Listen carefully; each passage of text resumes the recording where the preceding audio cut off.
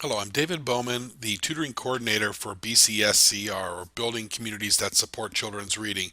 And I just completed an instructional audit of all the tutors across 4 states. I read every one of the instructional reporting forms, looked at all the session logs, all of that. And one thing that I noticed was that there seems to be a lot of confusion around the instruction in fluency. What is fluency, and how do you go about helping kids to develop stronger fluency? So, because there seem to be so many since it seemed like so many folks are having some confusion about this, I'm making a short video to explain to you what we mean by fluency and what seems to work. So, we're titling this Fluency Effective and Ineffective Practices. But first, let me give you a quick definition of what we mean by fluency. So, fluency is reading aloud, obviously, with accuracy, which means correct decoding skills, with appropriate pace, which gives a sense of rhythm or the natural rhythm of the language, and appropriate expression, appropriate meaning appropriate for that particular context or that passage that the kids are reading. That gives us an idea about their understanding of the reading. So, with that definition in mind, there's really a fairly simple process to helping kids to develop fluency. Obviously, they first have to read a passage aloud, but then there has to be some chance for analysis and correction. What worked, what didn't work, where are the errors, and then to analyze those errors and correct them. So, let's say a kid stumbles on a particular passage or a particular phrase. Well, then we go back and work with that kid on rereading just that phrase, sounding out the words, analyzing the words, trying it again, and then we reread the passage. One of the main elements of helping kids to develop fluency is giving them the chance to practice doing it correctly. So any kind of a one-time through process is not going to give us that analysis, that correction, and then it doesn't give us that practice that kids need in doing it correctly.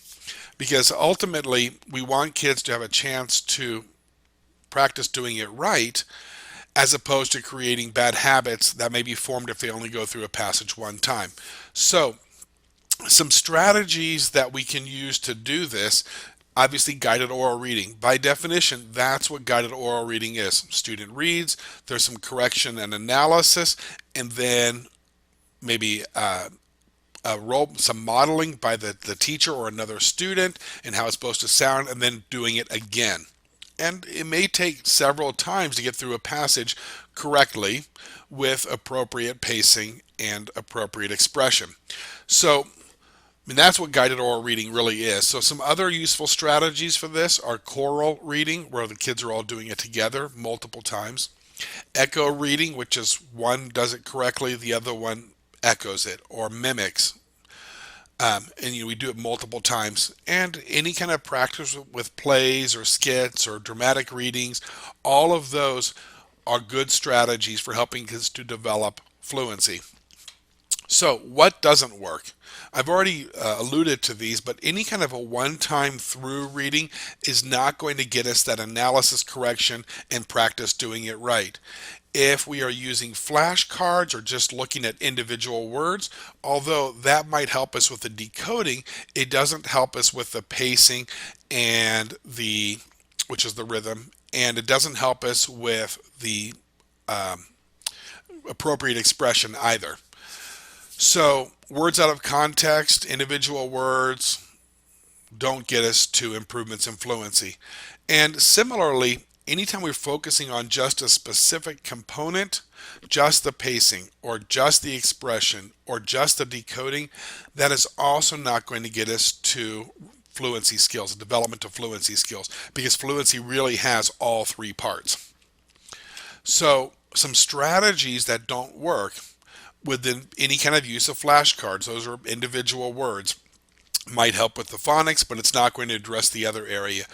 I see a lot of tutors doing speed drills, or kids have 1 minute to read as much as they can, and maybe we count errors or something along that line. That also doesn't, because it gives a false impression that the goal of reading aloud is to get through it as quickly as possible. It's not. It's to get through it accurately with appropriate pacing and appropriate expression.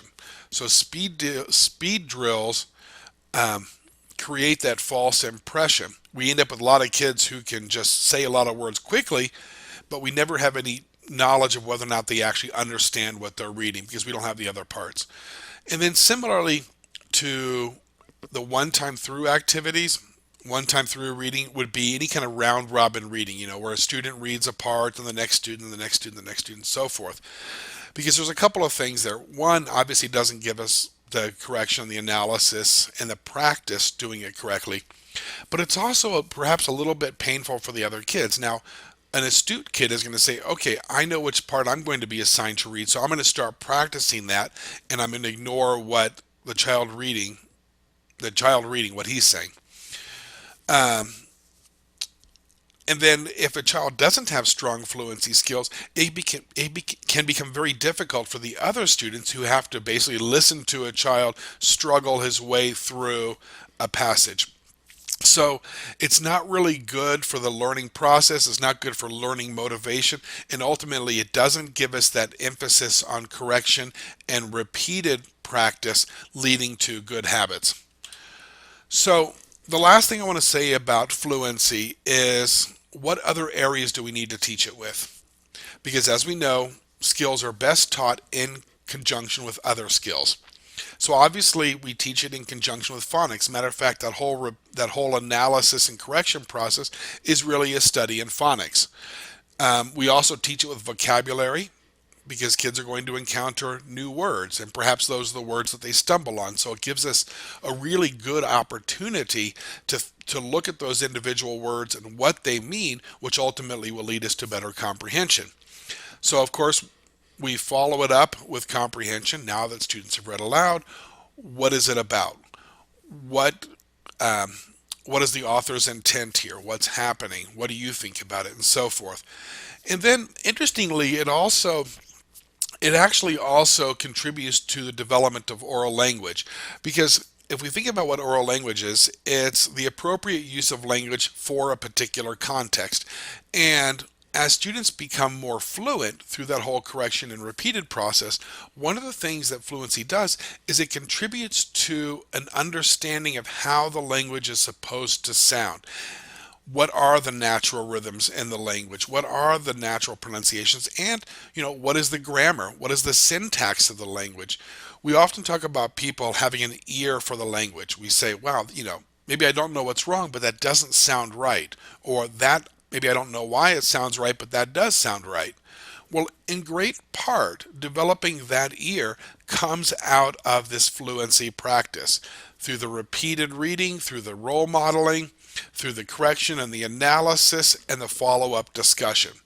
So there's a lot that happens with fluency, and as you can see, it actually contributes to the development of many other skills and is taught in conjunction with many other skills. So it's critical that as tutors that you're addressing fluency regularly, and hopefully this will give you some ideas about how you can also do it effectively. So thank you very much. Again, I'm David Bowman with BCSCR. Have a great day.